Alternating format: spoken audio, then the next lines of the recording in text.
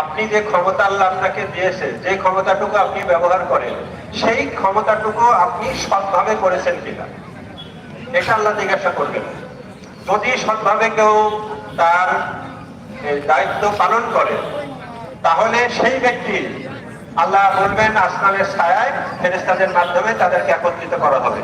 যদি সেই গুণে গুণান্বিত হয়, তাহলে আল্লাহ তাআলা আমাদেরকে সেই দিন আসমানের ছায়ায় ছায়া দিবেন, না হলে এই জায়গা থেকে বের হয়ে যাও। আমি আপনি বাইরে না ভিতরে একটু লক্ষ্য করি, আমাকে আমি জিজ্ঞাসা করি, আমার উপরে যে অর্পিত দায়িত্ব, যিনি ক্ষমা চান আল্লাহ তাআলা তাকে বেশি পছন্দ করেন। একজন কোনোদিনই পাপ করেনি, আর একজন অনেক পাপ করেছে। আমি গতবারে মুসা আলাইহিস সালামের একটা উদাহরণ দিয়েছিলাম।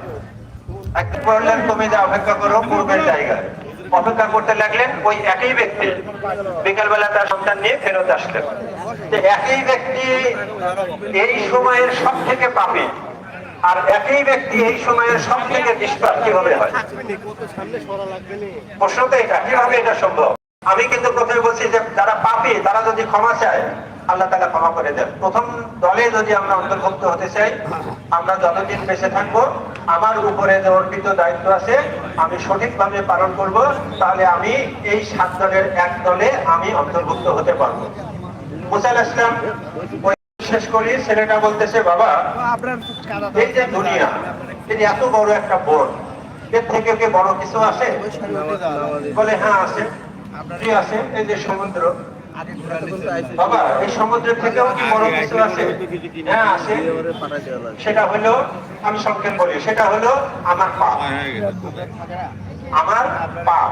এই আকাশের থেকে বড় আছে কিনা, সমুদ্র থেকে বড় কিছু আছে কিনা?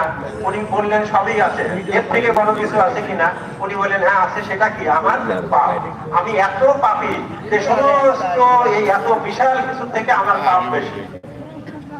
এর মধ্যে দিয়ে লোকটার তওবা হয়ে গেছে, পাপগুলো থেকে স্বীকার করছে না, স্বীকার করায় লোকটার ভিতরের যে অনুশোচনা, এই অনুশোচনা আল্লাহ তাআলা তাকে ক্ষমা করে দিয়েছেন।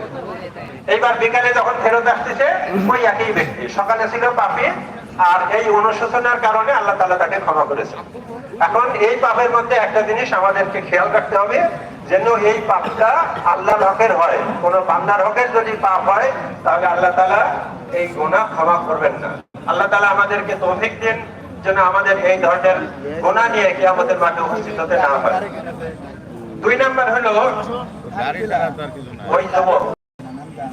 ওই যুবক। এখানে আপনারা অনেকেই যুবক আছেন, আমরা অনেকে বয়স পার করে আসছি, অনেকেই যুবকের কাতারে পৌঁছাচ্ছেন। আমি 20 থেকে 40 পর্যন্ত বলতে পারি এরা হলে যুবক, 25 থেকে 40 পর্যন্ত এরা হলে যুবক।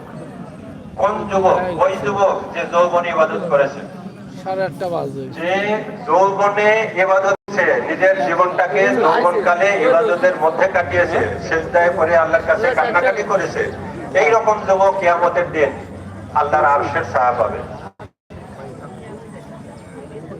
যুবকের ইবাদত, গত ঈদে আমি বলতেছিলাম জিবরাইল আলাইহিস সালামকে জিজ্ঞাসা করা হয়েছিল পৃথিবীতে যে বৃষ্টির ফোঁটা পড়ে গুনতে পারো?